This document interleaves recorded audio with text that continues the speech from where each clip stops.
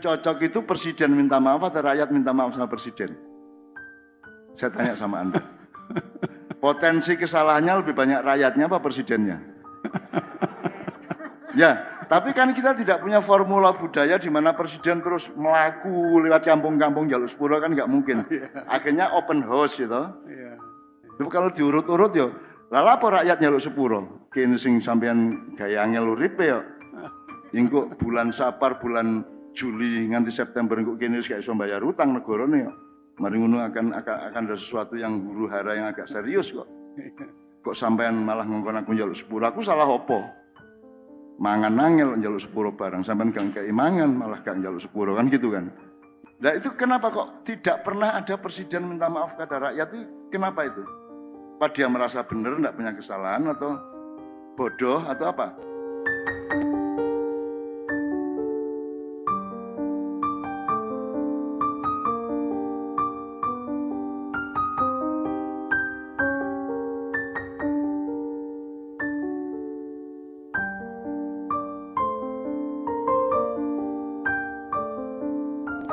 Saya ingin tanyakan kepada Cak Non itu adalah tadi kan waja'alnakum syu'uban wa qabaila lita'arufu kan untuk ya saling memahami, saling untuk kegagalan iya. Peradaban dunia semua manusia sampai hari ini kan soal lita'arufu itu. Nah, kita gagal lita'arufunya. Itu kan harus lewat pendidikan, lewat segala macam. Iya, lewat media itu kan lita'arufu.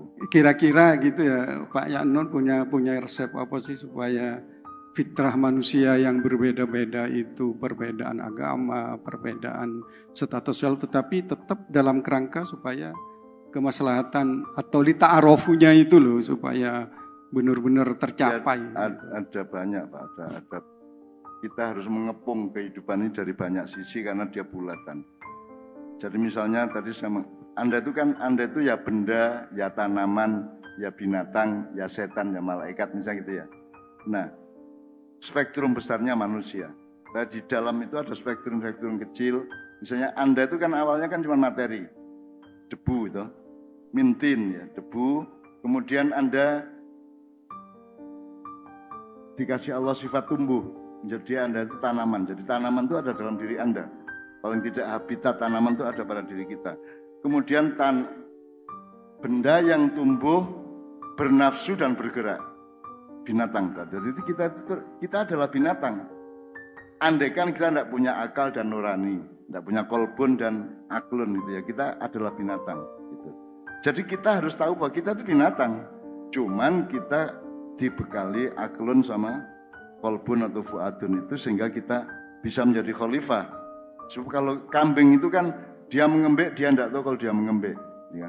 Kambing itu makan daun, dia tidak punya rumusan buat dia makan daun. Gitu ya. Nah kalau sampai manusia makan tapi dia tidak bisa merumuskan makan apa itu berarti kan kambing kan gitu.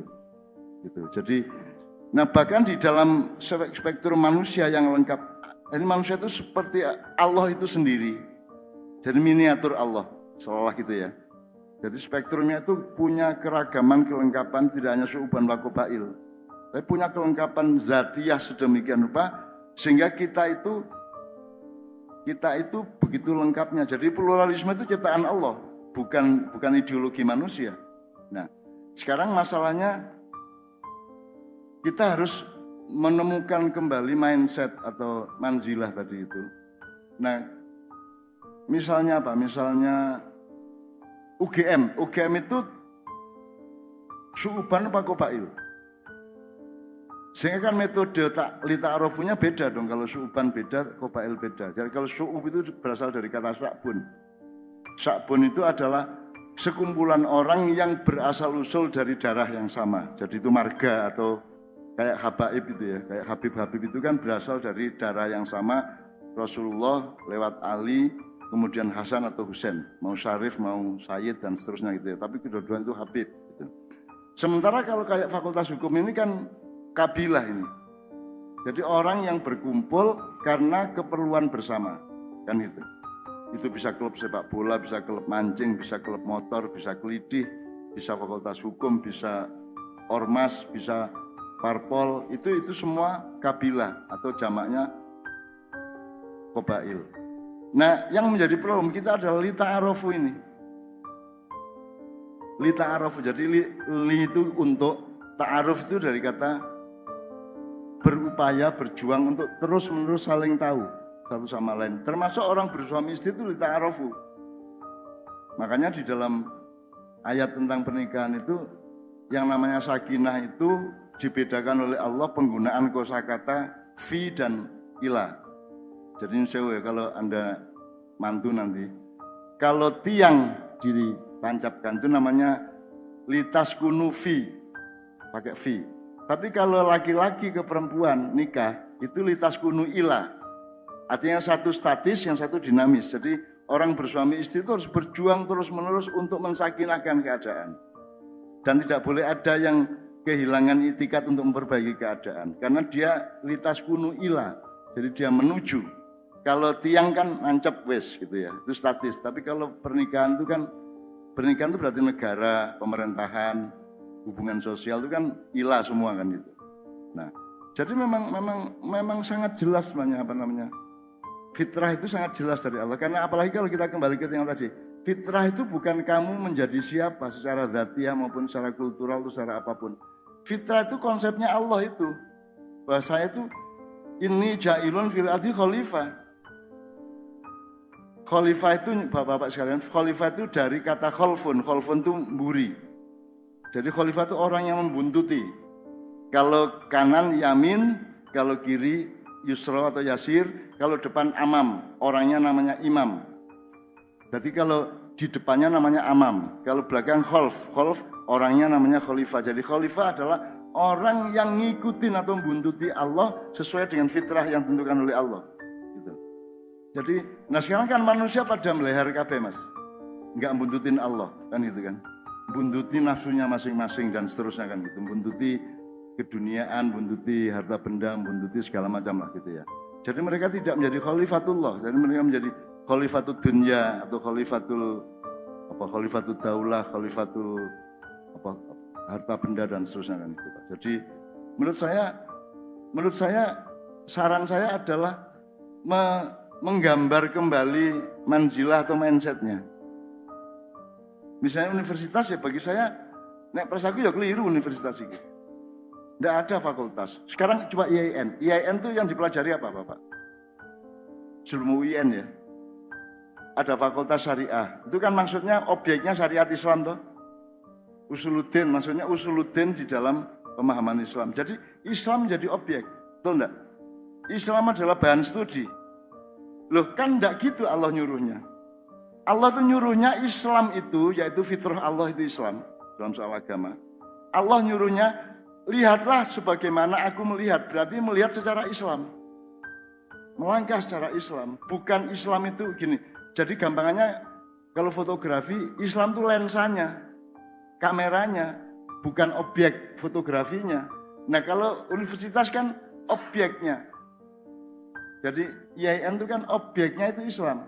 Terus Islam ada pendalaman ilmu Islam, pembaruan ilmu Islam, itu Islam menjadi objek. Padahal Islam itu harusnya menjadi substansi dari subjekmu, dari mindset kehidupanmu itu seharusnya kan gitu.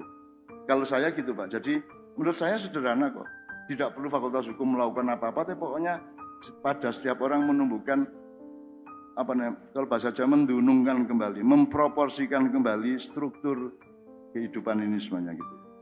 Misalnya memahami gampang aja bahwa manusia itu ya binatang, ya tumbuhan, ya batu, ya setan, ya malaikat. Maka kita suruh jadi khalifah untuk memanage. Khalifah itu artinya kan manajer. Kita memanage kan gitu. Jadi menurut saya itu cukup kesadaran pribadi-pribadi. Nah, Budekan tinggal memberi contoh manajemen yang baik sebagai manusia begini. Kenapa kita bikin sawalan? Karena saya bukan hanya dekan, saya juga manusia, saya juga hamba Allah. Itu kalau gelembungnya Bu, jadi ada makhluk. Ya, kalau tadi kan materi sampai manusia, kan manusia sebagai makhluk, terus manusia sebagai insan, terus manusia sebagai Abdullah, hamba Allah, terus manusia sebagai khalifatullah. Nah seluruh dunia ini, peradaban dunia ini hamba Allah aja enggak, Abdullah aja enggak. Seluruh dunia ini kesadaran mindset utama di seluruh dunia mayoritas loh ya, itu levelnya masih insan, belum Abdullah. Jadi mereka belum meletakkan diri dan menyadari bahwa mereka itu hamba Allah. Makanya mereka bikin hak asasi manusia, taek hak asasi manusia. Kok manusia punya hak itu dia tidak punya saham apa-apa kok. Wong nyukulno rambutnya gak iso kon es butak ya bingung dhewe kok. Wong dia tidak punya hak, dia tidak punya otoritas apa-apa atas badannya. Gitu? Gitu? Manusia itu tidak punya saham apa-apa atas dirinya dan hidupnya. Kenapa? Bagaimana mungkin dia punya hak? Itu kan lahir dari bagaimana Allah itu disingkirkan dari kehidupan manusia. Bagaimana manusia direbut dari kekuasaan Allah. Itu namanya sekularisme, itu namanya Renaissance di abad 6, 16, 17 dulu gitu loh. Itu efek dari bahwa kerajaan-kerajaan diambil oleh pedagang kan gitu kan. Maka akhirnya terjadilah sekularisme dan itu tadi gitu. Nah jadi sekarang menurut saya dibangun kembali, tidak usah lewat pembelajaran Bu, tidak usah lewat kurikulum. Lewat cara bergaul kita aja, lewat contoh-contoh dari perilaku kita sudah cukup bahwa nanti setiap orang akan menemukan, loh saya ini bukan hanya makhluk loh, saya ini insan loh. Aku menungso loh rek. Lah aku gak mek menungso, aku iki hamba Allah loh, aku iki terikat loh sama Allah, tergantung sama Allah loh saya itu. Makanya tadi pakai selawatan, karena saya itu tergantung sama Allah dan Allah itu menyuruhnya kalau tergantung sama aku, kamu harus cinta sama kekasihku yang namanya Muhammad kan gitu. Logikanya kan gitu. Maka dan bahkan manusia tidak hanya hamba, saya bukan hanya hamba Allah, saya ini khalifatullah loh. Saya ini harus memanage diri saya, memanage keluarga saya, memanage masyarakat saya, memanage negara saya. Jadi negara itu adalah formula dari khilafah. Lah kok Indonesia menolak khilafah karepe piye? Saya juga karena memang salah yang ngomongin khilafah kepada negara ini salah. Ya HTI, ya FPI gitu kan. Tidak jelas Islam itu diperkenalkan secara tidak jelas, akhirnya orang pada salah paham semua gitu. Akhirnya jadi kafir kabeh. Nah, kalau mendengar kata kafir juga jangan ikut mainstream. Kafir itu bukan sesuatu yang seperti Anda pikir. Kafir itu gini loh. Ini loh kafir. Sesuatu yang menutupi. Bed cover, itu kain yang menutupi kasur. Jadi bahasa Arab itu dari Allah sendiri dulu kepada Nabi Adam, terus jadi bahasa Arab, terus jadi bahasa Inggris. Kafir. Kafir itu pihak yang menutupi kebenaran. Kafir itu dulu artinya adalah petani. Jadi petani di Arab dulu itu kalau mau menanam kurma itu dia dikasih batu-batu, di tanahnya ditutupi batu-batu, dikasih lubang-lubang supaya ada disiplin di dalam soal tumbuhnya pohon kurma itu. Nah, menutupi tanah dengan batu-batu atau dengan tanaman itu namanya kafir. Jadi kafir itu petani. Jadi jangan pakai pikiran Bais sama Densus ya. Kafir itu sederhana kok. Ya ini kafir ini. Kalau saya tidak pakai celana berarti saya tidak kafir. Saya butuh jadi kafir karena saya harus menutupi kelamin saya, harus menutupi badan saya, itu kafir. Kafir itu netral-netral aja. Cuman selama ini kan dipolitisir, dibiaskan secara kultural, secara pemanaan menjadi sesuatu yang serem. Gitu kan. Padahal kafir itu ya cover bed. Cetok velo-velo kok cover bed. Nanti sampean coba ke mall sana beli, Mas saya mau beli kafir gitu kan. Loh maksudnya apa? Saya beli kafir yang nutupin kasur itu loh gitu. Gitu kira-kira Mas. Jadi saya mohon maaf kalau saya merasa bahwa banyak sekali hal yang harus dibenahi. Tapi itu semua saya tidak menawarkan gerakan-gerakan besar kok. Saya cuma menawarkan inisiatif setiap orang untuk punya itikat baik, membenahi kembali pemahamannya, cuma itu dong. Supaya kita tahu setiap hari itu, supaya kita itu mensyukuri apa yang selama ini kita tidak mensyukuri. Supaya kita bangga yang selama ini kita tidak merasa bangga karena kita tidak ngerti landasannya, nggak ngerti manzilahnya tadi itu. Bayangin kalau sekarang saya bilang Allahu Akbar, ya. Itu kan dengan ingatan bahwa ini Allah loh yang koreografinya itu Allah, koreografi itu Mas, tata gerak ya. Itu Allah yang bikin, bukan Nabi Muhammad loh. Nabi Muhammad tidak punya hak untuk mengarang atau untuk mengaransir gerakan maupun bunyi sholat. Tidak punya hak. Dia juga sama dengan kita kok. Nah gini-gini ini kan kadang-kadang kiai-kiai pekewo sama Nabi Muhammad itu ya. Tidak punya hak dia. Bahkan Nabi itu tidak punya kekuatan apa-apa. Tidak punya, not even Muhammad, not even malaikat Jibril, whoever. Tidak punya kekuatan apa-apa, tidak punya kuasa apa-apa, tidak punya otoritas dan kompetensi. Yang punya kompetensi itu hanya Allah Subhanahu wa taala. Rumusnya jelas, kita jelas sejak kecil kita menghafalkan la haula wala quwata illa billah. Haul itu artinya otoritas. Wala quwata, kekuatan, power. Illa billah, tidak ada illa bi Jibril, illa bi Muhammad, tidak ada. Illa billah tok. Jadi Nabi Muhammad juga tidak punya kekuatan apa-apa. Loh, punya mujizat. Yang punya mujizat siapa? Nabi Musa itu bisa membelah laut, toh. Coba kapan-kapan sampean belajar kebatinan terus cari Nabi Musa, ketemu gitu ya. Nabi Musa, derek kula Nabi, nanti le parang tritis.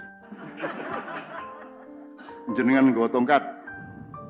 Terus di parang tritis suruh gini-gini, coba kalau terbelah. Enggak akan terbelah itu laut. Karena yang membelah laut itu Allah, bukan Nabi Musa.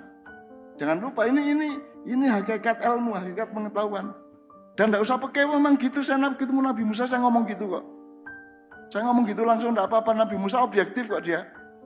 Objektif dia intelektual luar biasa dia. Meskipun tidak lulus di depan dosennya namanya Nabi Khidir gitu ya. Tapi dia objektif, Nabi Musa itu pinteran. Saya ngomong terang-terangan. Itu kalau Allah tidak memerintahkan air untuk terbelah, air tidak terbelah. Jadi itu ada ayat lain yang tidak dicantumkan di Quran. Makanya di Ma'iyah saya mengatakan, coba pekalah dan temukanlah firman-firman Allah ayat-ayat Allah yang tidak difirmankan. Dan itu kan bertaburan tiap hari di mana-mana. Makanya saya itu sama ilmu, sama pengetahuan itu gampang-gampang aja, tinggal metik gini kok. Apa aja tinggal saya petik kok. Apalagi saya minta sama Allah, saya mau tidur saya minta, nanti dalam tidur saya dikasih, bangun tidur saya sudah tinggal nulis. Sudah tersedia. Allah kok. Innallaha khabirum bima ta'malun kok. Gitu kan. Jadi teman-teman sekalian, menurut saya tidak memberi kiat atau pesan atau tuntutan atau PR apapun kepada Fakultas Hukum. Yang penting kita masing-masing membenahi kembali pemahaman kita. Dan ukurannya maslahat aja. Misalnya bedanya tafsir sama tadabbur ya Mas ya, Bapak ya. Yang saya pakai tadabbur. Tapi di dalam spektrum tadabbur di dalamnya ada tafsir. Nah kalau tafsir selama ini 15 abad tafsir itu tidak pakai tadabbur, jadi dia berdiri sendiri. Jadi kalau tafsir itu harus ada persyaratan akademisnya. Bisa bahasa Arab, ngerti asbabun nuzul, ngerti sanad, matan, segala macam. Itu harus sangat intelektual dan akademis. Kalau tadabbur itu setiap orang. Sekarang saya tanya, Quran itu dikasih ke orang pintar apa ke semua orang?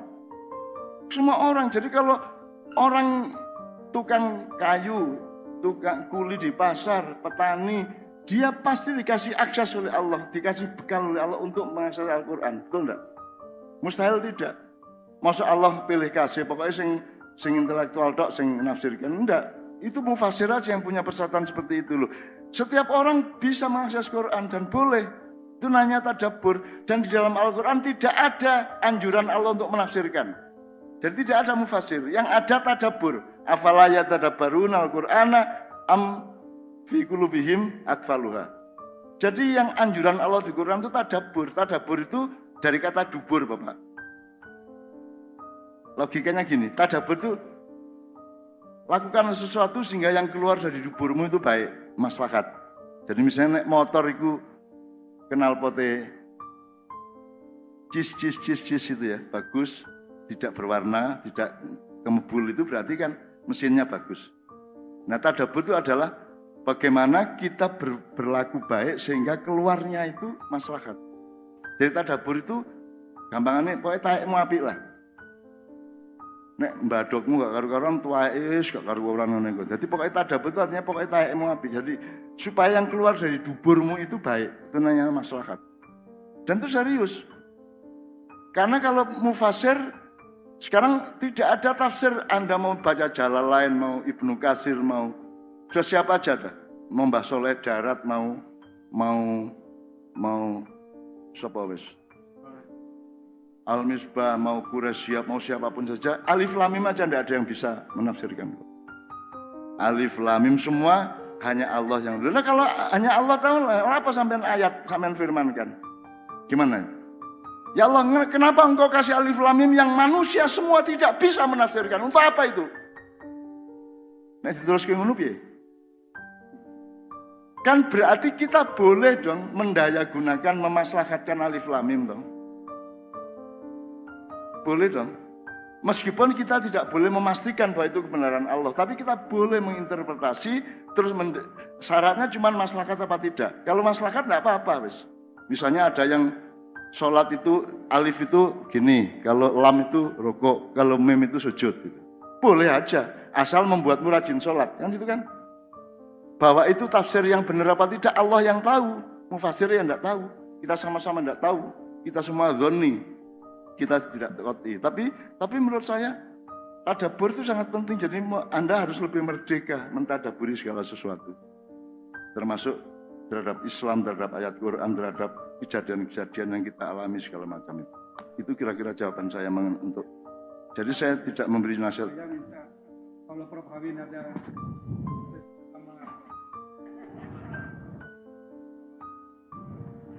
produk Sesama gontor, ya. Ini terakhir ya Non. Ya. Kok saya terus yang jadi? Ya enggak, tapi ini terakhir gitu. Jadi kalau fitrah itu Cak Non kalau di Madura itu 00. 00. 00 itu kosong-kosong gitu loh. Itu fitrah itu. Jadi begitu. Ya, itu kan linear Mas. Jadi itu seperti Anda, saya sama Budekan 00. Iya. Tapi kan hidup ini bulat dan sangat ragam. Jadi misalnya 00 antar qabail. Iya. 00 antar su'ub. Benar. Kan itu kan. Benar. Enggak gampang sekarang yang cocok itu presiden minta maaf atau rakyat minta maaf sama presiden? Saya tanya sama Anda. Potensi kesalahannya lebih banyak rakyatnya apa presidennya? Ya, tapi kan kita tidak punya formula budaya di mana presiden terus melaku lewat kampung-kampung jaluk sepuro kan nggak mungkin. Akhirnya open house gitu. Seharusnya open house itu memang itu keterbatasan budaya kita, bisa nggak bisa ya open house. Cuman harus dengan kesadaran bahwa ini saya yang minta maaf bukan sampean loh, kan gitu. Mestinya ada gitu. Saya kan Rioyo kan arek njaluk sepuro kan sirek sing tuwek sing luwih akeh salah kan begitu. Jadi ya kita sembuhkan dengan kesadarannya. Tapi kalau diurut-urut yo, lha apa rakyat njaluk sepuro? Kene sing sampean gaya angel uripe yo. Engko bulan Sapar, bulan Juli nganti September engko kene wis gak iso bayar utang negarane yo. Mari ngono akan ada sesuatu yang huru hara yang agak serius kok. Kok sampean malah ngongkon aku njaluk sepuro? Aku salah opo? Mangan angel njaluk sepuro barang, sampean gak kei mangan malah gak njaluk sepuro kan gitu kan. Nek rakyat kan atine ngono kuwi Mas. Tapi kan ndak bisa kita praktekkan, kita terjemahkan, kita desain bahwa presiden minta maaf gitu kan, ndak bisa. Kecuali pidato sekali tok gitu ya di televisi gitu ya. Tapi kan ndak pernah ada toh? Belum. Nah itu kenapa kok tidak pernah ada presiden minta maaf kepada rakyat itu? Kenapa itu? Apa dia merasa benar ndak punya kesalahan atau bodoh atau apa? Mungkin belum disediakan medianya gitu. Loh, kan dia penguasa, dia kan presiden, dia tinggal bikin. Iya. Dia tinggal bikin, dia tinggal nyuruh semua televisi datang ke istana, terus dia konferensi pers untuk minta maaf kepada rakyat kan beres. Kalau dekan ya medianya ya ini gitu. Iya. Lah presiden lebih mudah lagi, sekarang ada media massa dengan mudah kok, ada online, ada TV, ada segala tinggal. TV suruh datang ke istana, ini saya meminta maaf kepada rakyat Indonesia karena sampai hari ini utang kita malah makin banyak, misalnya gitu ya. Saya minta maaf, tapi kan saya sudah bikin jalan tol, lumayan toh. Dulu kan sebelumnya kan tidak ada, kan gitu kan. Jadi pokoknya ada momentum minta maaf kepada rakyat. Dan itu belum pernah ada di Indonesia. Enggak. Oh. Ya nanti saya sawali sendiri. Nah itu kan sebenarnya itu kan algoritma logis biasa toh, bahwa presiden itu potensial lebih banyak punya kesalahan dibanding rakyatnya, kan itu biasa toh. Maka inisiatif yang itu enggak usah hebat, enggak usah kreatif, enggak usah pinter toh. Inisiatif normalnya adalah dia minta maaf pada rakyatnya, kan pasti dia lebih banyak kesalahannya daripada rakyatnya, misalnya gitu loh. Kita akan memulai dengan meneguhkan bahwa kita ini berjuang untuk Indonesia. terutama Angkatan Muda Muhammadiyah nanti akan pegang peranan penting 5-10 tahun ke depan. Amin ya rabbal alamin. Ngono ya. Mulai tahun ini sampai 2 tahun lagi Anda siap menghadapi hal-hal yang mungkin tidak Anda duga-duga. Ngono ya, Rek ya. A'udzubillahi minasyaitonirrajim. Bismillahirrahmanirrahim. Inna fatahna apal laka, Rek? Inna fatahna laka fatham mubina liyaghfir lakallahu ma taqaddama min dzambika wa ma ta'akhkhar wa yutimma ni'matahu 'alaika wa yahdiyaka siratan mustaqima wa yansurukallahu nasran aziza. Sadaqallahul azim. Tak dongakno sing cek ketutup uripe entah di masalah apapun dibuka karo Gusti Allah. Terutama sing kalele bojo iku. Terus dosa-dosamu sing wingi karo sing berikutnya di sepuro karo Gusti Allah. Terus nikmate uripmu, keluargamu, masyarakatmu kabeh, awakmu dhewe-dhewe disempurnakan oleh Allah. Terus nek awakmu duwe masalah, menemukan apapun yang sifatnya agak sukar, Allah akan memberi pertolongan agung. Gak mek pertolongan tapi nasrun aziz. Pertolongan agung, jadi pertolongan sing sangat serius. Ngono ya, percaya ya. Jangan tidak percaya kepada janji Allah. Bismillahirrahmanirrahim. Tadi kita mulai malam ini ma'iyahan dengan PCM Muhammadiyah sepanjang. Alhamdulillahirabbil alamin. Pertama kita kan Muhammadiyah itu kan berdirinya secara resmi di Republik Indonesia. Ya tak? Gak di Malaysia, gak di Brunei, gak di Vietnam, gak di Thailand. Maka demarkasi tugas dan tanggung jawabnya adalah Republik Indonesia. Maka nanti kita akan memulai dengan meneguhkan bahwa kita ini berjuang untuk Indonesia. Terutama Angkatan Muda Muhammadiyah nanti akan pegang peranan penting 5-10 tahun ke depan. Amin ya rabbal alamin. Ini ya. Mulai tahun ini sampai 2 tahun lagi Anda siap menghadapi hal-hal yang mungkin tidak Anda duga-duga. Ngono ya, Rek ya. Oke. Jadi pertama, apa kalimat dari Al-Quran yang paling terkenal di Muhammadiyah?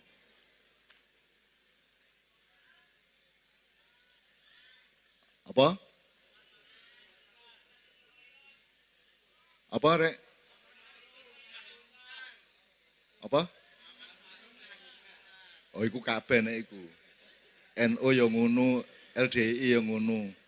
Sing Muhammadiyah itu yang menjadi lambang di Nasihatul Aisyah iku apa, Rek? Fastabiqul khairat.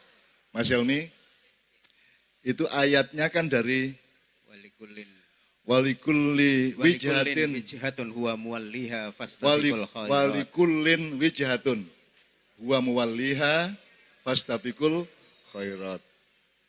Ndil mini. Terus setelah itu walikullin wijhatun wa muwalliha fastabiqul khairat ainama takunu ya'ti bikumullahu jami'an innallaha ala kulli syai'in qadir. Oke. Sing ainama takunu itu digawene ana jin kon maca iku ya. Kon tambah dirabi kon kok. Gak maksudnya untuk ngusir jin biasanya pakai ainama takunu ya'ti bikumullahu jami'an iku ya biasa sing di TV-TV ngene-ngene kalau ya. Nah saiki ngene, walikullin wijhatun. Apa artinya? Iki sambil sinau bareng sampean nek sampean angkat tangan iso jawab kok tak rayokno tak jalukno sangu Bapak ya. Aku dhewe tak urun masih mek titik ya Pak Busro duwe ya gak akeh soalé ngelawan dadi duwe gak akeh. Nek dhek gelem melok konglomerat sugih. Tapi beliau ini kan selalu kritis dan selalu nahi mungkar gitu ya.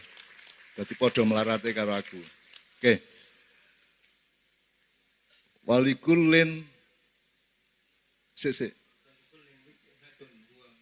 di situ kan langsung kulinya tidak jadi kata depan tapi langsung kulin. Kulun karena ada li terus jadi lin. Kulin artinya setiap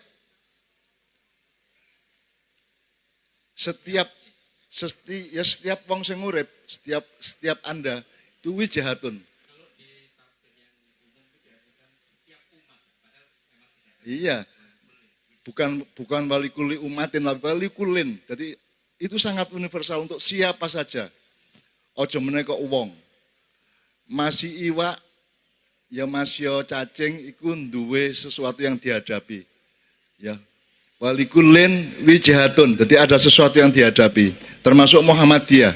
Muhammadiyah harus tahu apa yang dia hadapi. Huwa muwalliha. Jadi dia yang menjadi walinya Allah untuk menghadapi masalah-masalah, gitu ya. Terus makanya metodenya adalah fastabikul khairat. Berlomba-lombalah menciptakan, bukan berlomba jadi caleg, bukan berlomba menjadi penguasa, bukan berlomba sugih, tapi berlomba untuk membuat kebaikan. Ngono ya, Rek ya.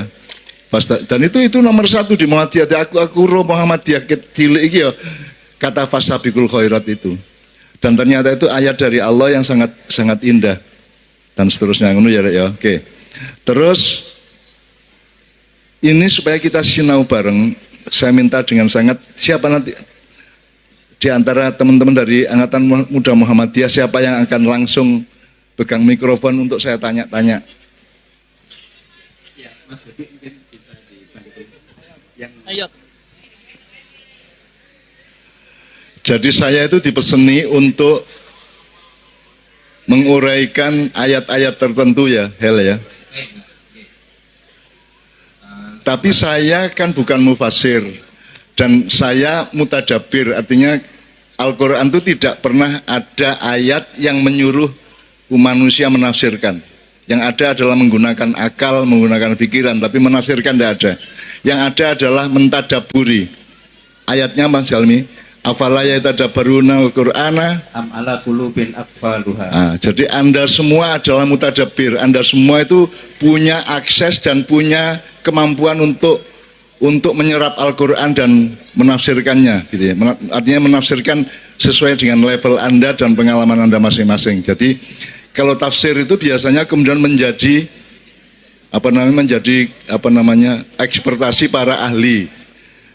Zaman Kanjeng Nabi sapa sing nafsirno, Mas? Mas? Zaman Kanjeng Nabi mufasire sapa? Apa kok guyu sampean?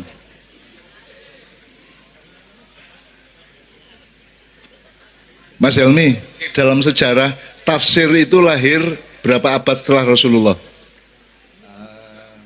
Sudah masa sahabat, Pak. Jadi orang yang pertama dianggap sebagai ahli tafsir, tapi ini masa ketika sebelum tafsir menjadi tertata sedemikian rupa itu sahabat Ibnu Abbas, yang kemudian ada tafsir beliau di tafsir Ibnu Abbas. Itu pada masa sahabat. Jadi ketika Rasulullah ada tafsir enggak? Belum. Jadi belum ada tafsir ya. Jadi nek ono apa-apa tak kabeh takon nang Kanjeng Nabi langsung ngono lho ya. Nah saiki awakmu kira-kira butuh tafsir ta gak? Awakmu kudu maca tafsir ta gak? Kudu maca tafsir ta gak? Sing penting awakmu mengakses Quran, awakmu bergaul sama Quran, mencintai Al-Quran, sregep maca Quran, saiso-isone nganggo atimu. Karena Allah mengatakan amfi qulubihim akfaluha. Jadi hatimu aja tertutup dari Al-Quran. Meskipun di dalam memahami Quran dengan hatimu itu kamu memerlukan pikiran. Dan itu namanya tafsir gitu kan ya. Gitu ya. Jadi tadabbur itu beda sama tafsir. Kalau tadabbur itu nganggo hatimu, outputnya adalah uripmu dadi luwih apik gitu ya. Misalnya kon niku gak iso maca Quran, mek duwe Quran tok ndek meja angger kate nyambut gawe kon mampir halo ngono tok ya. Assalamualaikum terus lunga nyambut gawe gak masalah nek anjene iso ngono. Sing penting uripmu tambah luwih apik mergo sering halo-haloan karo Al-Qur'an ngono ya. Ngono ya, cek angel-angel. Nek tafsir kudu pinter kon, kudu ngerti asbabun nuzul, kudu ngerti bahasa Arab sak piturute. Tapi kan Al-Qur'an itu digawe wong pinter ta digawe kabeh. Berarti awakmu juga punya kemampuan untuk mengakses Quran, masih mek sak unu gak apa-apa. Apa wong sing ngertine Al-Fatihah tok kalah apik timbangane wong sing ngerti Quran kabeh? Bisa dijamin tak gak? Ahli tafsir kelakuane luwih apik mesti timbangane dapurmu tak gak? Mesti tak gak? Gurung mesti toh. Jadi tafsir tidak menjamin. Yang menjamin adalah hatimu sungguh-sungguh dengan Al-Quran. Oke, ini. Ngono ya. Cek kon gak wedi, cek selalu cek gak krasa goblok terus lho. Awakmu jane pinter, cuman ya kadang-kadang rada goblok. Oke. Ini panitia memberi teks kepada saya dan ada 2 ayat yang 3, Mbak. 3, satu Ali Imran ayat 103, kemudian surat Al-Hujurat ayat 10 dan 13. Oke, Al-Hujurat yang innamal mu'minuna ikhwah. Oke. Terus Ali Imran surat 103 itu yang wa'tasimu bihablillahi jami'an wa la tafarraqu. Oke, Bapak saya mohon izin untuk belajar bersama, saya akan tanya sama beliau-beliau ya. Bakunya dulu wa'tasimu bihablillahi jami'an wala tafarraqu ngono ya. Wa'tasimu itu artinya berpegangan. Gandolan nek cara kene cara Jogja gondelan ngono ya. Ndek taline Gusti Allah bihablillah. Wala tafarraqu jangan apa? Kalau ditafsir janganlah bercerai-berai. Jangan bercerai-berai. Terus jami'an ya. Bihablillahi jami'an. Ya. Jadi perintah untuk berpegangan pada tali Allah itu poin semuanya. Pertama, pokoknya urip iki cekelan taline Gusti Allah, sedaya. Karena iki dhewe-dhewe ta bareng. Karena di situ wa'tasimu pakai wawu, alif dan dhammah. Bukan wa'tasim ya. Nek wa'tasim sing dodol sate kok biyen ya. Iki wa'tasimu berarti yang disuruh itu semuanya, ngono ya. Terus bihablillahi jami'an. Nah, saiki jami'an iki aku takon. Jami'an iku maksudnya sapa? Bareng iku. Seluruh umat Islam apa semua manusia? Muhammadiyah tok tak karo NU barang. Jadi Muhammadiyah cekelan dhewe, NU cekelan dhewe, ta Muhammadiyah NU cekelan bareng-bareng. Oh, Pak lho arek Pak. Jelas lho, jelas ya. Jadi pemuda Muhammadiyah, Nasihatul Aisyah, Fatayat, Ansor, Banser macam-macam bareng-bareng iktasim billah, ngono ya. Wala tafarraqu artinya jangan bercerai-berai. Saya menerjemahkan agak lebih kasar ya. Jangan bikin firqah. Firqah itu artinya golongan, kelompok, geng. Apa rek? Liane rek. Gerombolan. Tergantung nuansa budayanya ya. Gerombolan ya iso sak piturute. Geng, nek saiki geng to. Saiki lek geng-gengan ono geng PDIP, geng Golkar. Ya tak rek. Ono geng Ganjar, ono geng macam-macam ya. Saiki ya. Nah, saiki aku takon, berarti gawe NU karo gawe Muhammadiyah itu melanggar ayat itu tak gak? Bapak-bapak. Sebabnya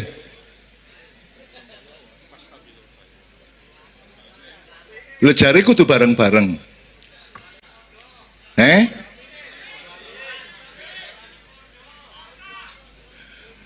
Gak apa-apa gaya golongan-golongan angger wa'tasimune bareng-bareng, ya tak gak? Tujuannya NU karo tujuannya Muhammadiyah meraih sesuatu yang sama mulianya, ngono ya, ngono ya. Bahkan semua parpol, nek parpol iku kudune ngono ta gak? Wong kon sak keluarga iku kudune ngono ya. Wong kon dodol sate ae tujuannya kan apa? Iya, payu itu kan alate cek kon nyenengno wong. Wonge kate tuku apa-apa nek gak ono awakmu dhek gak iso tuku, awakmu dadi berjasa kepada dia, dia ya berjasa karo awakmu lak ngono sih. Caranya dol tinuku, tapi kan intinya adalah kita saling menggembirakan, menguntungkan satu sama lain ngono ya. Jadi jelas sekarang Pak Tasimu bihablillah jami'an wala tafarraqu. NU bareng ya. Nah, saiki nek kate serius ngono, saiki engko ndek omah waca meneh tujuan Muhammadiyah apa, tujuan NU apa ngono ya. Tujuan apa liane NU Muhammadiyah kan macam-macam ya. Nek perusahaan tujuannya apa? Ndolek badi. Nek parpol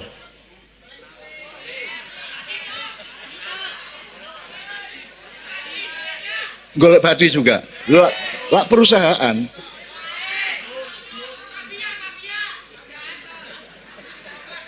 Wara-wara.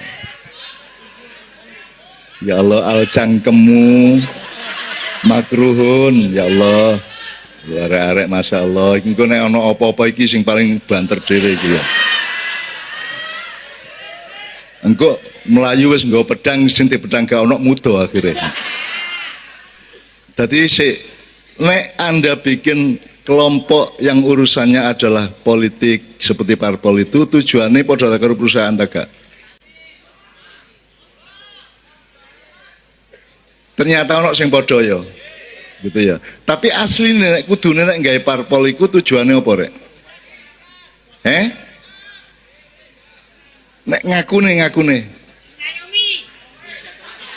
menyejahterakan rakyat. Lho, lak ngono ah, top yo, menyejahterakan rakyat. Nek perusahaan kan enggak, perusahaan kan enggak menjalankan rakyat, menjalankan karyawannya, gitu ya. Ya. Nek parpol menjalankan akhirnya ternyata faktanya ya apa? Sing ojo nol, nek nol kan sing gelem mlebu parpol. Akeh tapi digawe sapa? Gawe dhewe, ngono ya. Oke, jadi kalau saiki iki teori sih bahwa nek perusahaan niku bareng wong ngelumpuk bareng-bareng golek badi. Nek parpol itu wong ngelumpuk bareng-bareng golek perjuangan untuk mensejahterakan rakyat gitu kan. Atau sing nyoto cek melok berkuasa ngono ya. Bandi eksekutif, bandi legislatif, bandi Abdul Latif, bandi endi ngono ya. Nah, saiki nek Muhammadiyah karo NU tujuane apa? Erek. Perusahaan dolek badi, parpol dolek kuasa. Nek NU Muhammadiyah golek apa? Nah, barangkali saya bisa ditolong oleh Bapak dengan bahasa panjenengan sendiri, siapa di antara Bapak mengulang kembali supaya kita meneguhkan kembali bahwa Muhammadiyah itu karepe ngene biyen Mbah Dahlan niku. Mencerdaskan umat. Saiki dalam tertinggal dari siapa? Cek koyok Korea ta? Cek iso nggawe mobil akeh ta? Soale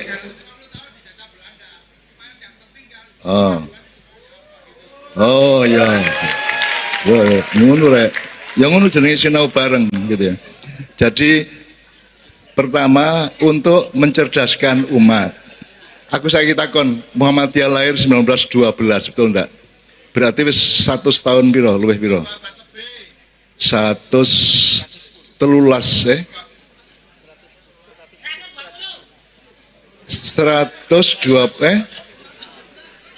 koniku sekolah matematika membayar juwet itu. Neka membayar juwet cipluan mesti kok gowo ya. 110 tahun. Pak, setelah Muhammadiyah berdiri 110 tahun, terus umatnya tambah cerdas agak? Bertahap, ya, tepuk tangan ya. Berkemajuan.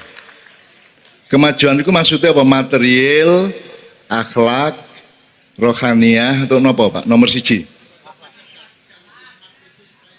Nggih, siapa Pak? Kan temen. Jadi akhlaknya saya kira api-api rek. Temen ya. Lumayan ya. Pokoknya aku nganut loh, iki awakmu sing jawab loh ya. Awakmu bener tak gak bener kok malaikat sing dadi jurine ngono ya. Pokoknya Muhammadiyah jelas mencerdaskan umat. Napa Pak? Lihat Pak. Lainnya apa Pak? Mencerdaskan umat. Jadi CE afala ya tafakkarunnya itu dadi ngono ya. Afala ya tadzakkarun dadi afala yaqilunnya dadi ngono ya. Terus masih ada lagi enggak poin di Muhammadiyah? Ini kan Muhammadiyah PJM Taman Sepanjang ini kan aku malah ini kan terbaik seluruh Indonesia ya. Terutama di bidang usaha, kesehatan maupun pendidikan. Bahkan aku menyebut luwih apik timbangane PP Muhammadiyah. Bapak cek muring-muring kono karo aku. Wong PP Muhammadiyah gak iso gawe koyo ngene kok. Iki sepanjangnya jane sepanjang top temen sepanjang. Gitu. Apa?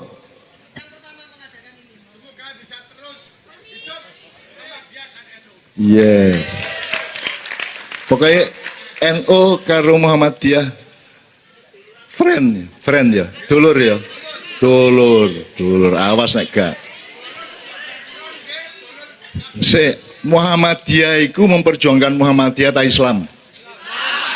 NU memperjuangkan NU ta Islam. Ono sing prakteknya gak ngono ta gak? Berarti ya apa? Oknum ya. Lah nek oknume jumlahe 90% ya apa kon?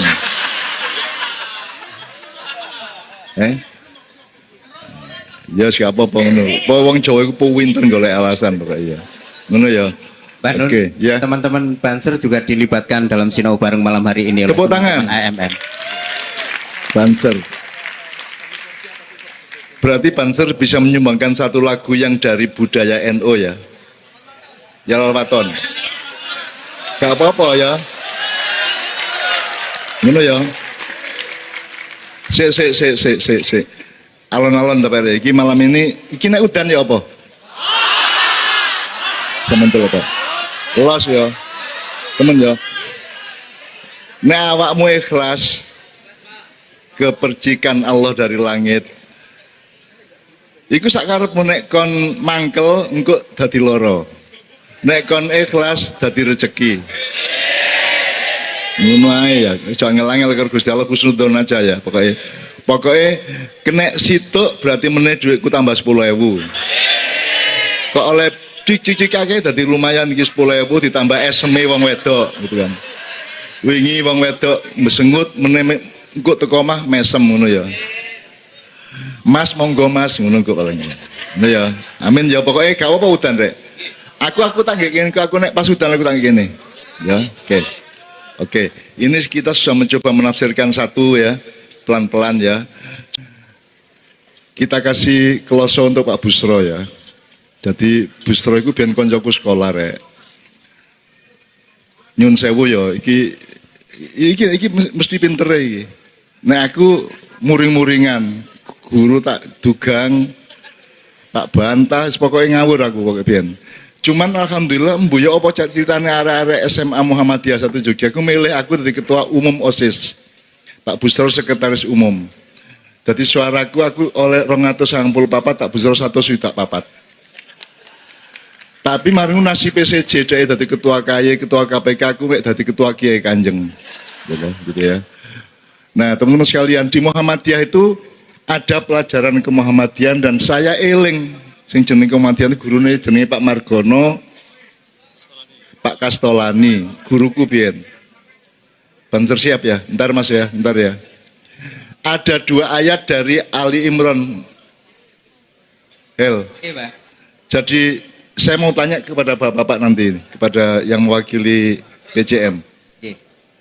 Ya, sampean standby di situ aku tak ngkei anu Pak Busro sih. Pertama yang wal takum minkum ummatu yatu'una ilal khairi wa ya'muruna bil ma'ruf wa yanhauna 'anil munkar wa ulaika humul muflihun. Oke. Dan hendaklah di antara kalian ada segolongan orang yang menyeru kepada kebaikan atau kebajikan, menyeru berbuat ma'ruf dan mencegah dari yang mungkar, dan mereka itulah orang-orang yang beruntung. Kemudian kuise. Jadi Allah itu sangat terminologis ngerti ya. Bagi-bagi iki misalnya ndok ono kulite, ono putihe, ono kuninge ya. Nek cara wayang sing kuning iku Semar, sing kuning iku Bathara Guru, sing putih iku Semar, sing kulite Togog, ngono ya rek ya. Nah, jadi itu kan nek kulit duduk sing putih duduk sing kuning ngono. Jadi nek ya ta'una ilal khair, kalau masdarnya dakwah khair ya. Itu berarti beda karo ya'muruna bil ma'ruf ya tak arek. Beda karo yanhauna 'anil munkar gitu ya. Jadi pembagiannya itu untuk siapa sebenarnya kalau kita sebut itu bermasyarakat. Bapak. Sampean malih. Nek ya ta'una ilal khair atau dakwah khair itu gawe sapa iku? Seluruh manusia. Nek amar ma'ruf. Lho, lan nek ngono sitok ae kok kali telu barang. Lho, nek ana telu berarti ada 3 bagian. Gusti Allah ngomongin telu kok. Ya ta'una ilal khair, ya'muruna bil ma'ruf wa yanhauna. Jadi telu, Pak. Ya nek ngono sitok ae kok nek gawe kabeh.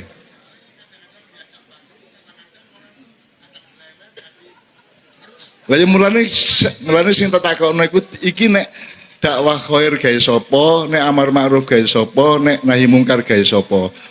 Sampeyan ojo gawe kabeh. Bismillahirrahmanirrahim, Rahmanirrahim padha ngono. Sampeyan. Alif lam mim padha karo alif lam ra padha. Ojo dipadakno iki pasti ada maksudnya Allah.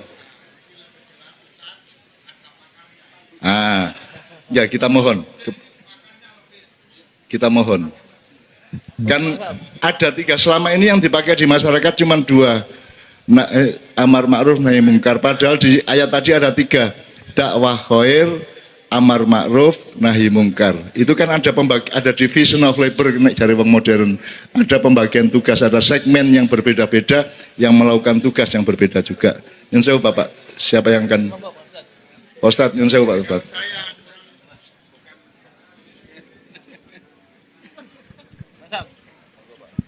Ngapunten Cak Nun ke Mbah Nun mawon.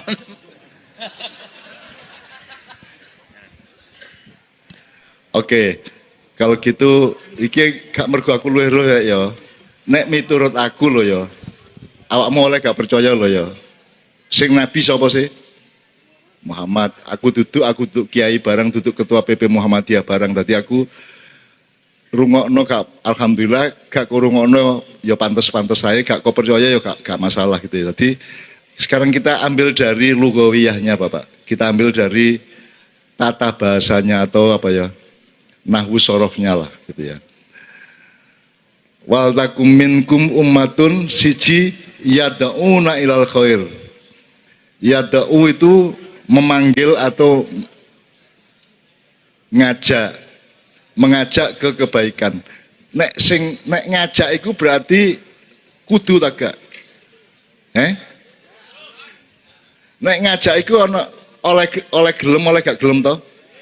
Dadi kon dijak gelem kudu gelem tak gak? Oke ya. Itu dieling-eling sih. Mari ngono wayak muruna bil ma'ruf. Nek yakmur itu apa? Memerintahkan, menyuruh. Nek memerintahkan kudu gelem tak gak? Kudu gelem. Nah, nek sing dianjurkan diajak itu khair jenenge. Jadi kudu didol algoritma lugawiyahnya ya. Nek amar itu ma'ruf. Jadi duduk ya ta'una ilal ma'rufi wayak muruna bil khair ndak. Tapi Allah wis bagi temenan. Nek ya ta'una nek mengajak itu kebaikan. Tapi nek memerintahkan itu ma'ruf. Ma'ruf itu dari kata arafa ya'rifu irfanan bahwa arifun wadaka ma'rufun. Jadi sesuatu yang sudah dipelajari bersama, sudah diketahui bersama dan dijadikan pasal. Nah berarti nek amar ma'ruf itu kan perintah. Nah di suatu masyarakat sing berhak merintah sapa? Pemerintah. Berarti itu pasal hukum. Jadi amar ma'ruf itu pasal-pasal hukum yang pemerintah berhak memerintahkannya gitu ya.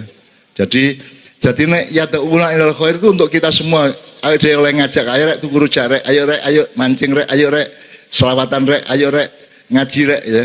Tapi oleh gelem oleh gak gelem lak ngono. Tapi nek yakmuruna wajib sebuah negara wajib warga negaranya wajib mentaati hukumnya itu namanya amar ma'ruf.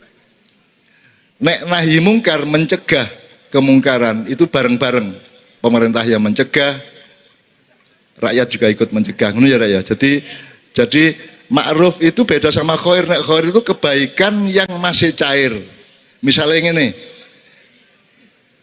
kon sayang karo bapakmu, hormat karo bapakmu. Mas, tak jawab. Iya ya. Caranya ya apa? Nah, pokoknya yang penting birrul walidain. Yang penting kamu baik sama bapak ibu.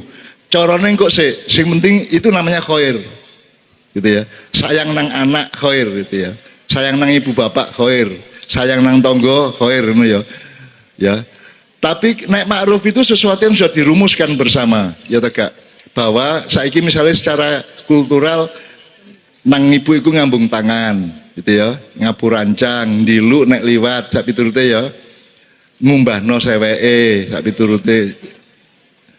piturute gitu ya. Jadi kalau ma'ruf itu sesuatu yang sudah disepakati bentuknya, sudah material, makanya disebut hukum apa, materi hukum itu ya. Kalau khair itu masih cair. Yang penting sopan karo wong, tapi sing jenenge sopan ku ya apa? Sing jenenge sopan gak mesti ya. Kau nek bal-balan di Persebaya nyekel ndas oleh gak? Saiki jajal cekel ndas tonggomu. Cekelen. Kira-kira murid-murid tak gak? Kan ngene, murid tak gak? Nek Ronaldo apa bal-balan kok lek nek njaluk sepuro malah nyekel ndas toh. Itu kan beda bentuk budayanya tapi sama-sama menghormati, betul enggak? Ngono ya. Jadi itu namanya ma'ruf. Ma'ruf itu bisa beda-beda di sebuah negara yang berbeda, gitu ya. Makanya ma'ruf itu caranya harus amar. Tidak boleh dakwah atau nahi. Gitu ya. Jelas saiki ya. Jadi saiki nek awakmu ngomong ndek ndi aja mek amar ma'ruf nahi mungkar tok, berarti mek pemerintah karo kita tok. Nek iso dianggap itu lho, dakwah khair, amar ma'ruf, nahi mungkar berdasarkan surat Al-Imran 110. Ya. 104. Oh, 104. Wal takum minkum ummatun yad'un itu ayat Muhammadiyah niku aku biyen ya apale, termasuk kuntum khairu ummatin ukhrijat linnasi ya. Aku sampai nggawe majalah iki Pak Busro eling aku nggawe majalah kuntum biyen Rek. Dan itu hidup sampai sekarang masih ada. Saya dulu yang bikin majalah kuntum.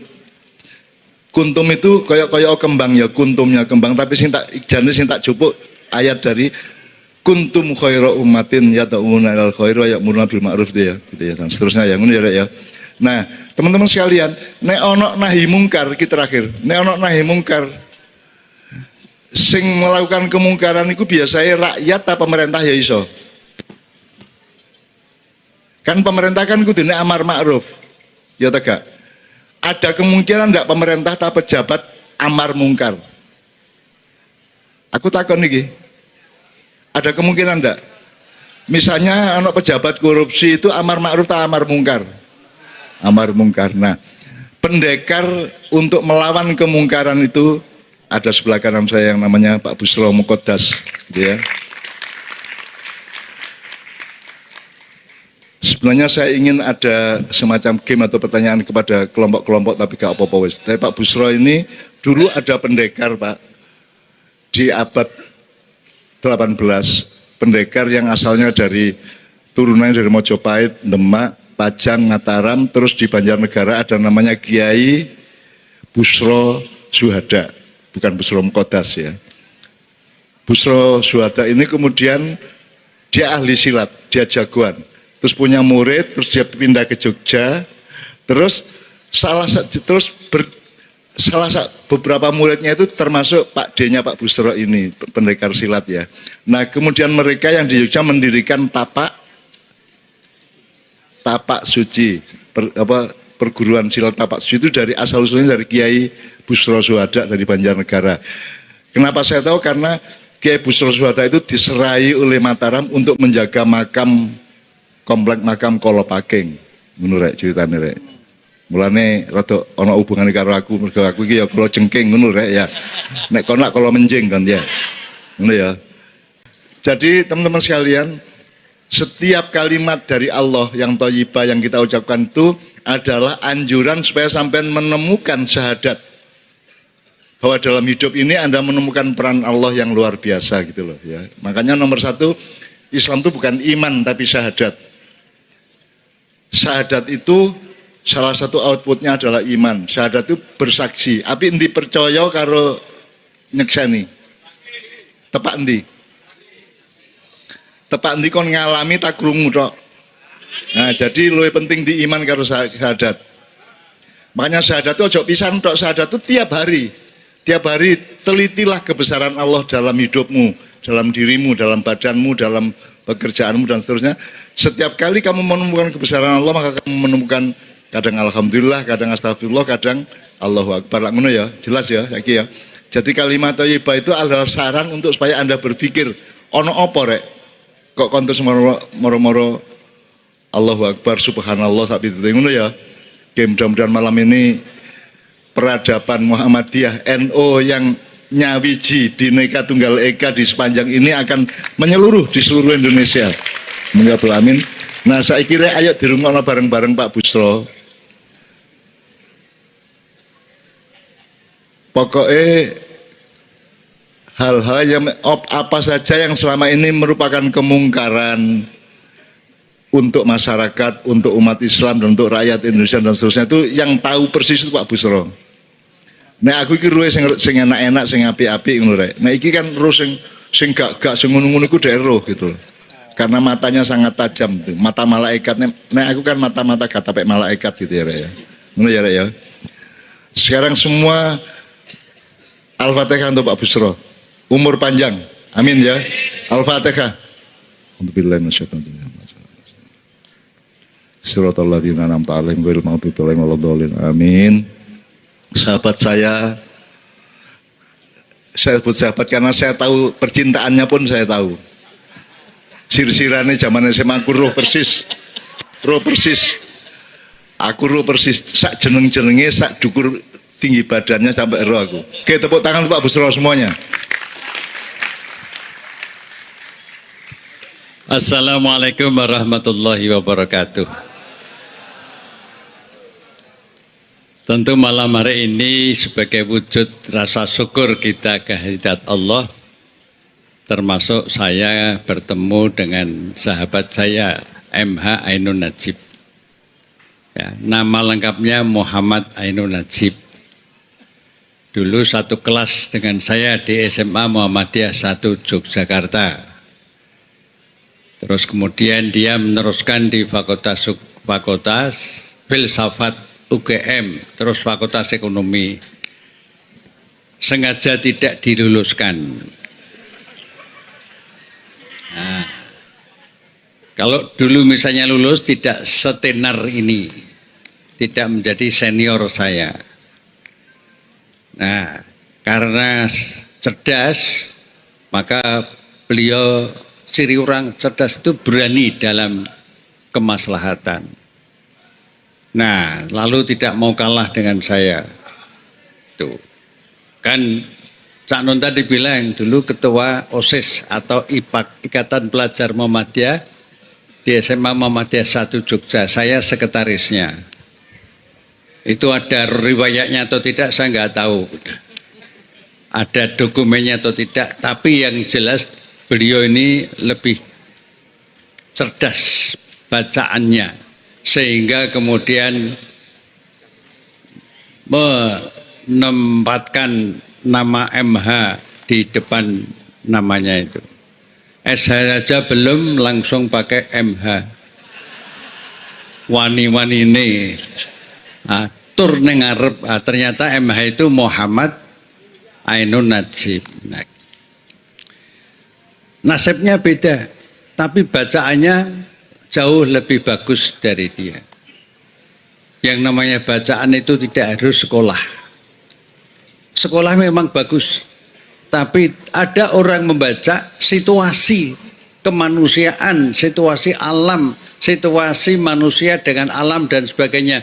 Alam semesta, banjir, tsunami politik, tsunami ya semacam-macam COVID dan semacam.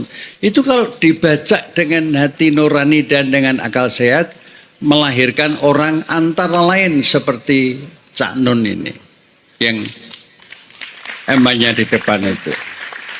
Maka kalau saya pas ada waktu diminta untuk bergabung dengan beliau, yang senang saya ikut tenar itu loh. Nah gitu. Itu yang pertama. Yang kedua, kalau sebagian tadi saya amati, itu Cak Nun itu menasihati dirinya sendiri, menasihati kita yang di depan ini, dan menasihati sahabat-sahabat yang di lapangan ini, yang melihat di live streaming di seluruh Indonesia. Nah, dari tadi yang sebagian saya amati itu, misalnya tadi surat Ali Imran 104 dikaitkan dengan surat Ali Imran ayat 110 misalnya. Amar ma'ruf nahi mungkar dan sebagainya.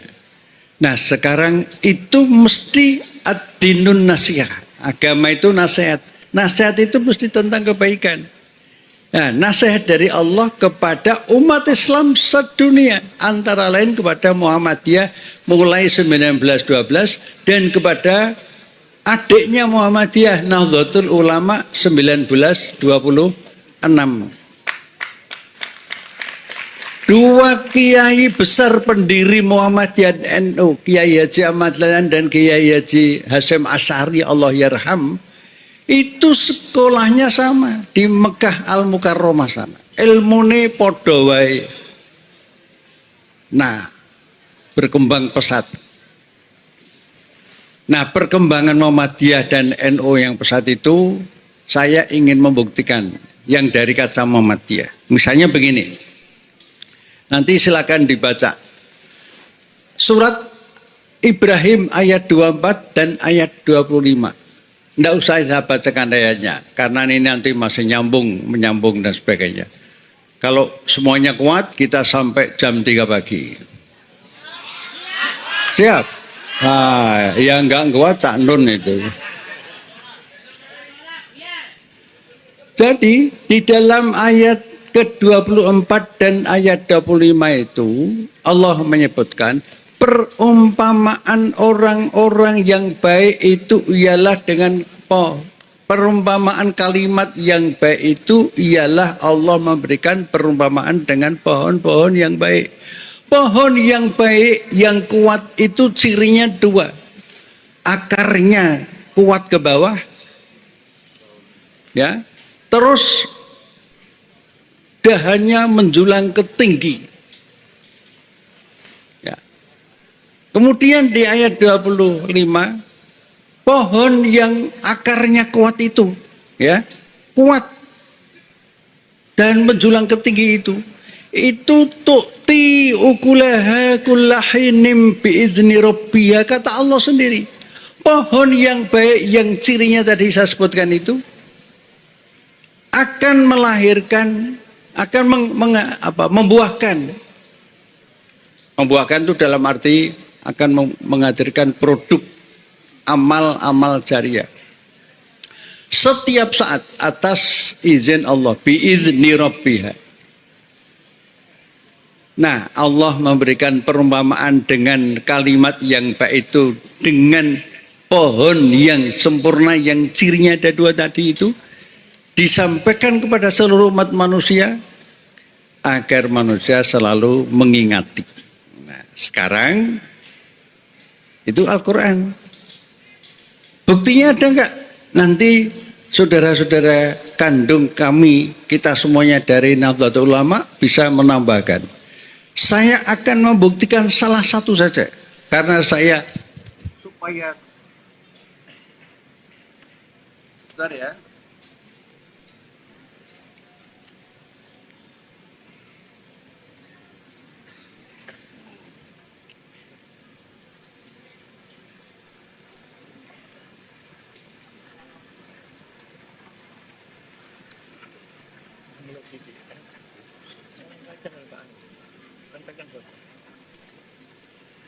Nah, ini penyelenggara acara ini adalah pimpinan cabang Muhammadiyah sepanjang Sidoarjo.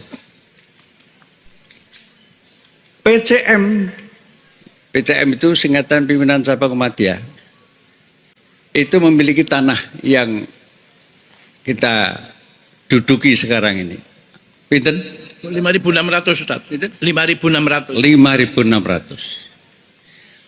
PKO Rumah Sakit Khotijah yang di sebelah itu itu miliknya cabang, perintisnya cabang.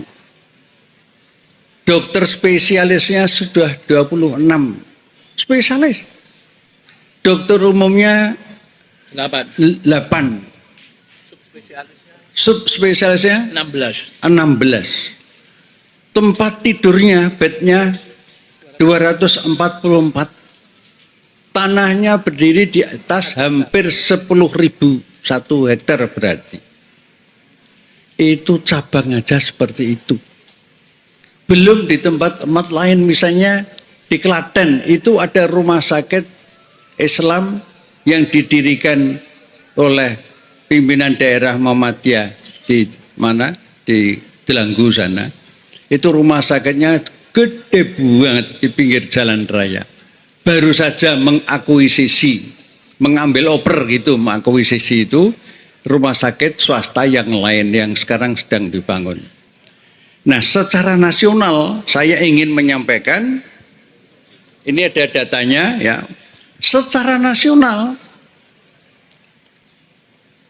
amal usaha Muhammadiyah itu pesantrennya 440 se-Indonesia. TK sampai dengan PAUD itu 20.233.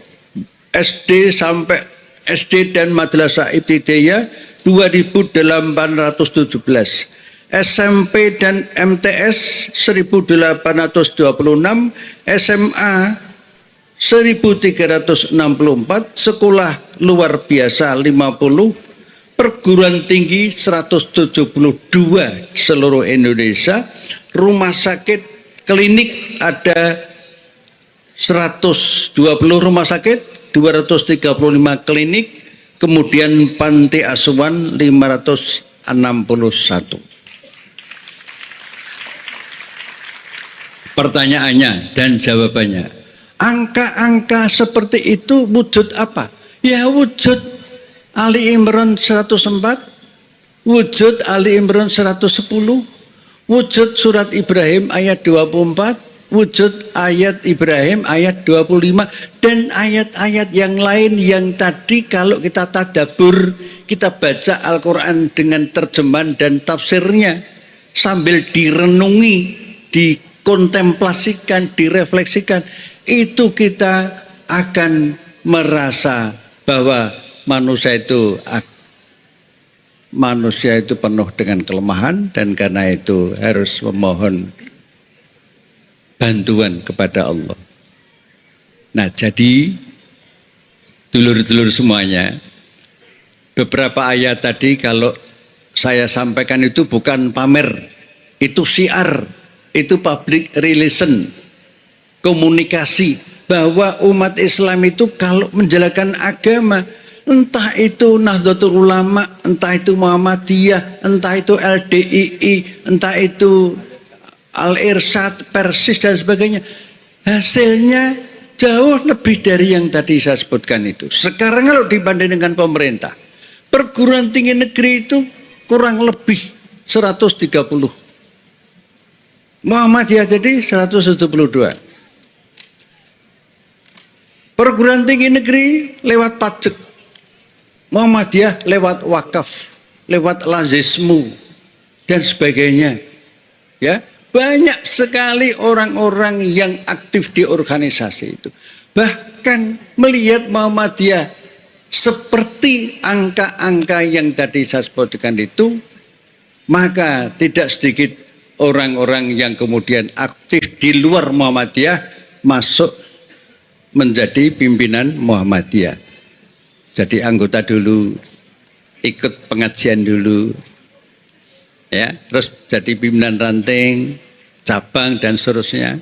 Sampai ada yang menjadi ketua umum pimpinan pusat Muhammadiyah 2 periode, berarti 10 tahun. Siapa itu? Mantan aktivis Ikatan Pemuda Pelajar Nahdlatul Ulama yang disingkat IPNU, yaitu Profesor Din Samsudin. Nah, itu putra NU bisa memimpin Muhammadiyah ketua umum 10 tahun atau 2 periode berturut-turut. Saya saja sebetulnya juga kepengen masuk NU kalau diterima menjadi. Nah, saya latihan, besan saya dari NU, berarti mantu saya juga NU. Gubernur Jawa Timur ini, Bu Khofifah, itu suaminya Allah yarham, dah lama wafat, itu juga dulu aktivis Ikatan Pelajar Muhammadiyah di Sulawesi sana. Jadi NU Muhammadiyah itu bedanya sebetulnya sedikit. Nah, oleh karena itu yang kita kembangkan persamaannya itu. Nah, jadi acara seperti ini itu nanti akan membuahkan tanaman-tanaman yang bagus yang menghasilkan buah bermacam-macam. Nah, kalau penduduk negeri ini kurang lebih 277 juta, terdiri kata Cak Nun tadi 10 sampai yang akan datang 10 tahun yang akan datang, itu terdiri dari generasi muda yang bisa dipercaya amanah, yang cerdas fatona, yang sidik, yang berada di jalan garis kebenaran, yang kuat kepemimpinannya, leadershipnya. Maka Indonesia ini akan menjadi negara yang dipimpin oleh orang-orang yang mempunyai tradisi-tradisi yang mengamalkan agama itu tidak hanya aspek-aspek tertentu tapi juga pada aspek amaliyah konkret. Sehingga kata Nabi ini, siapakah manusia yang terbaik itu? Ialah manusia yang paling banyak membawa manfaat untuk sebesar-besar manusia dan kemanusiaan. Hadis itu berbunyi khairunas anfa'uhum linnas. Ada hadis yang berbunyi yang lain, irhamu mau fil ardi yarhamkum mau fis sama.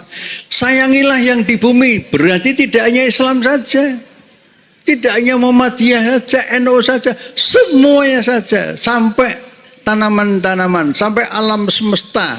Jangan sampai digerogoti lewat perizinan-perizinan yang kemudian akhirnya orang petani-petani menjadi korban penambangan-penambangan seperti di Banyuwangi, seperti di Purworejo, dan lain-lain seperti Kalimantan dan sebagainya. Itu tidak boleh. Kalau irhamu man fil ardi yarhamkum man fis sama. Sayangilah yang di bumi, pasti kamu akan disayangi yang di langit, maksudnya oleh Allah.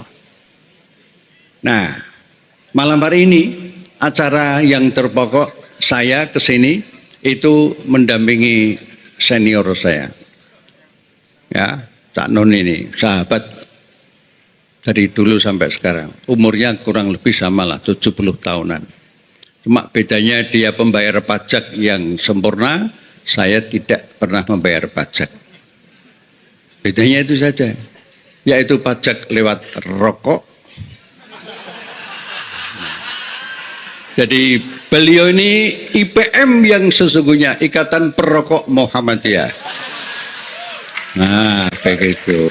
Saya mantan Ikatan Pelajar Muhammadiyah. Jadi soal pajak saya tunduklah, kalah. Bedanya cuma itu. Nah, oleh karena itu acara malam ini itu membuat kita semuanya itu semakin punya spirit, semakin punya semangat, semakin punya orientasi hidup yang lebih tertata. Apa? Ya, menjadi manusia yang bermanfaat. Tidak hanya bagi manusia, bagi alam semesta. Saya cerita sedikit saja. Di Indonesia sekarang ini ada angka yang kami peroleh dari kantor KPK yang lama, yaitu kantor KPK yang lama itu namanya apa? Ya KPK itu, Komisi Pemberantasan Korupsi, yang masih pakai undang-undang lama. Undang-undang lama itu menggambarkan KPK itu independen. Independen itu bukan di bawah presiden. Ya. Sekarang KPK yang baru ini itu sudah KPK yang pakai undang-undang baru. Berarti sudah tidak independen. Kalau dulu independen, hasilnya bisa dilihat sendiri.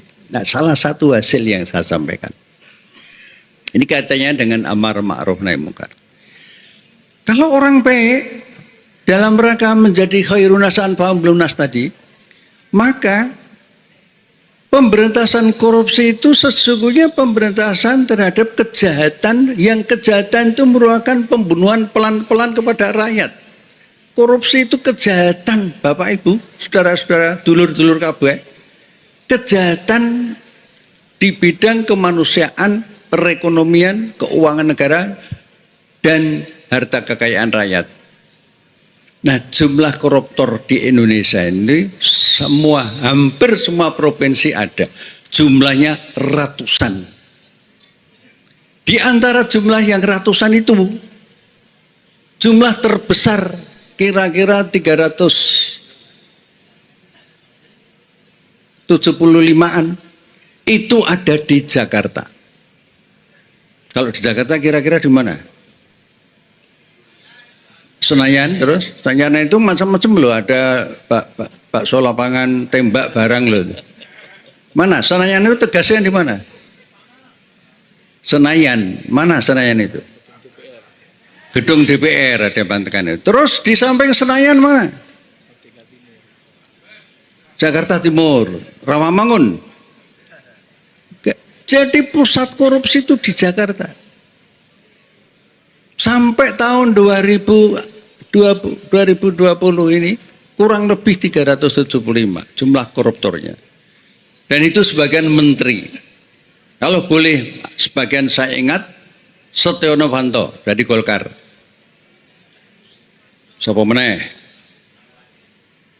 Menteri sing kaitane karo bansos kae jenenge sapa ya? Yuliari Peter Batubara dari partai apa itu? PDIP. Terus sing terlibat benih udang namanya Benur. Benih lobster namanya Benur itu menterinya dari partai apa? Gerindra. Hampir semua parpol itu ada.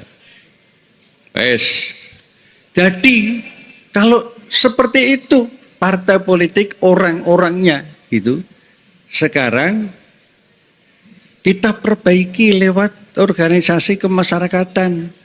Entah itu teman-teman kita yang di organisasi agama Katolik, Protestan, Hindu, Buddha, Konghucu, dan Islam. Kita perkuat. Acara seperti ini sebenarnya acara yang mencerdaskan bareng-bareng.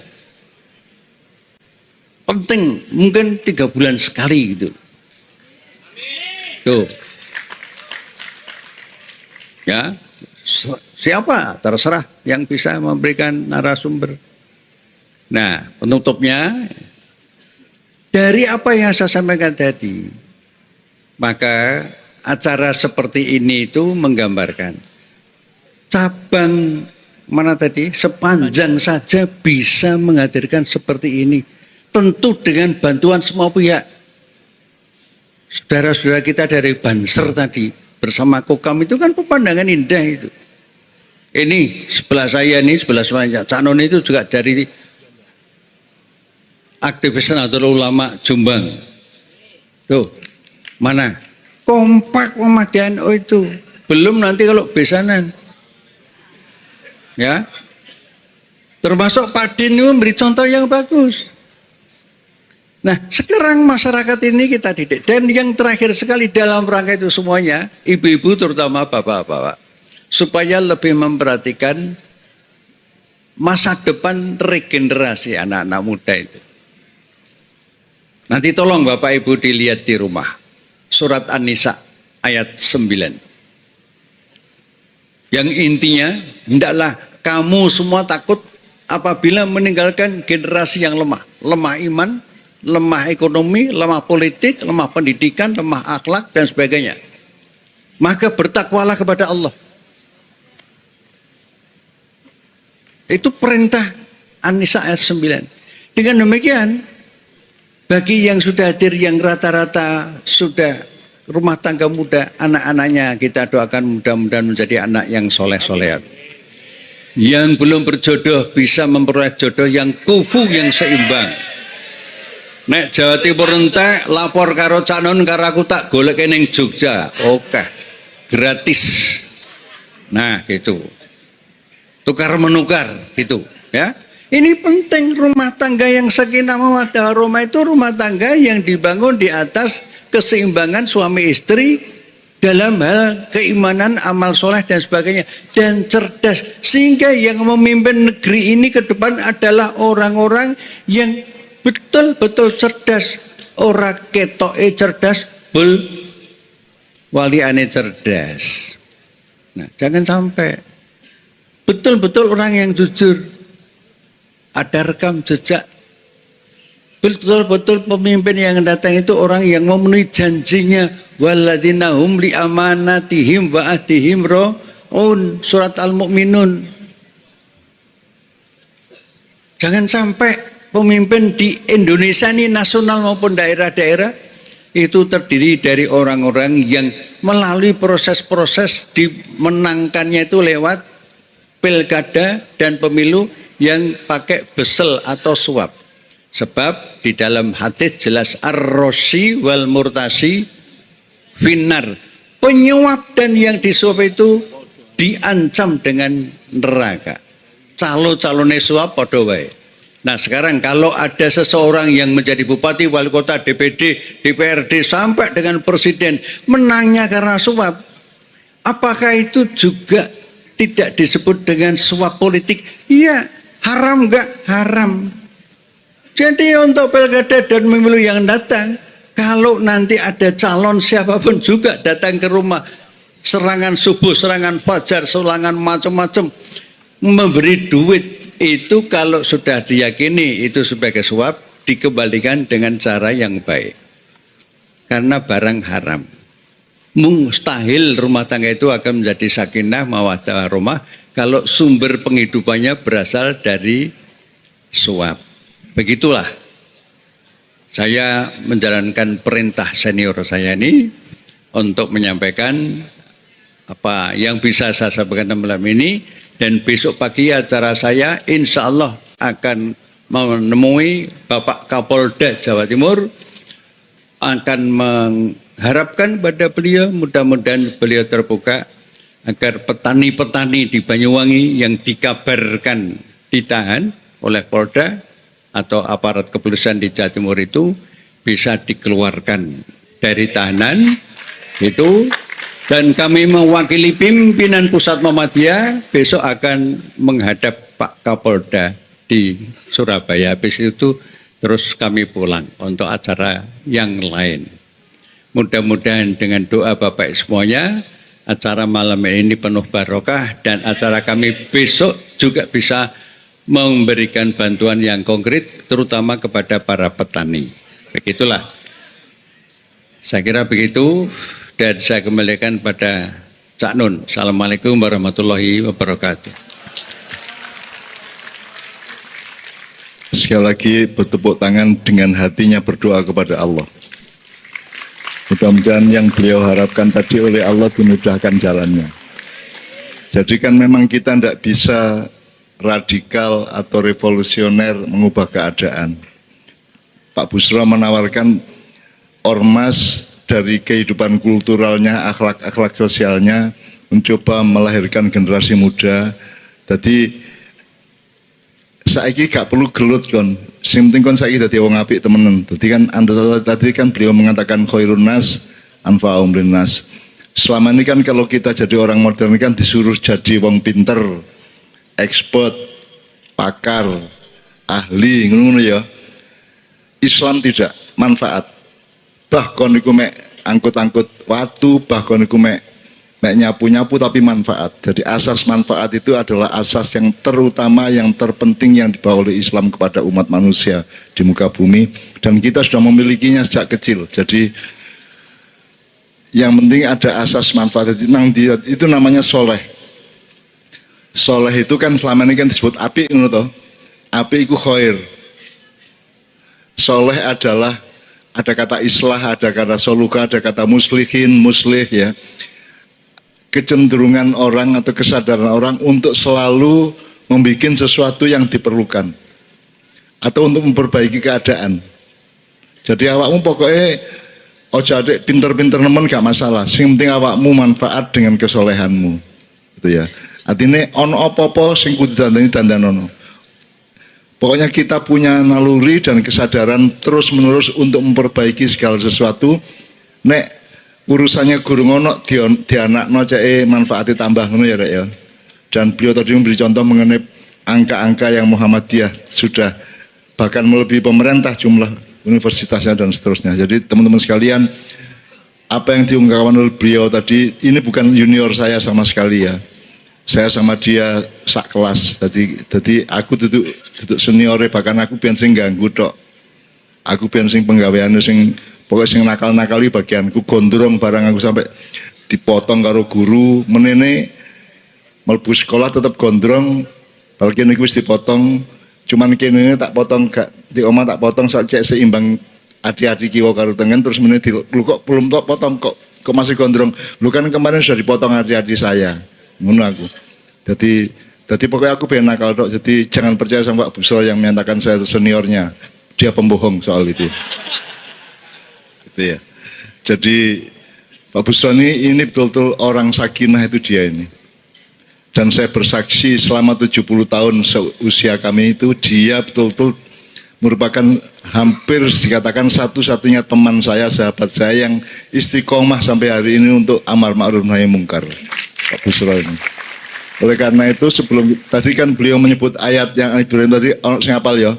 Wa matalu kalimatin thayyibatin kasyajaratin thayyibatin atluha tabit wa faruha fis sama tu'ti ukulaha kullahinin biidni rabbiha gitu ya. Terus wa matalu kalimatin khabithatin kamata kasyajaratin khabithatin sustat min fawqil ardi dan seterusnya ya. Ya. Jadi ada itu gambarnya luar biasa. Jadi Allah itu selalu senang sama pohon.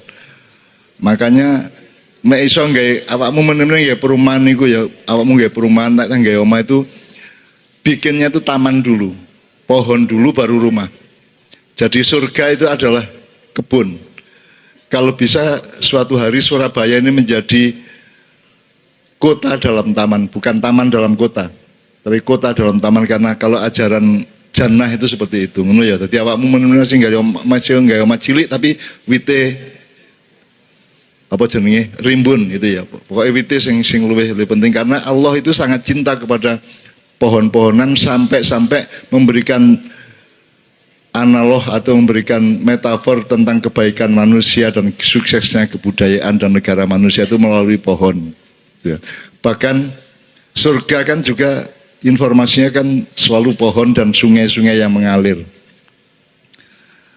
Urip iku bahasa Arabe hayatun ya ta Kak. Duduk hayatun anak ewak kaji burhan iku ya, hayatun. Al hayatu ya. Aku takon ono wit iki kan. Iki kalau ono wit ya, delok niku. Ono kayune, batange terus ono dahane, ono rantinge, ono godhonge ya. Aku takon sing urip ku sing dine. Sing hayatun itu yang mana?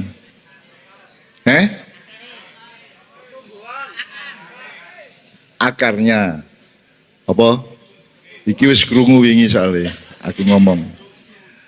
Cukule iku lho rek sing jeneng urip ku cukule tumbuhnya, dinamikanya. Kalau surga itu tajri min tahtial anhar. Yang namanya surga itu aliran sungai itu. Sebab aliran itu gak iso kok delok. Sing iso kok delok iku banyune, masih kok video sing kena banyune, tapi alirane gak iso kok video ya ta gak. Sing ketok ndek gambar iku mek airnya. Demikian juga pohon, kamu tidak bisa memotret kehidupan. Jadi kehidupan itu ghaib, kehidupan itu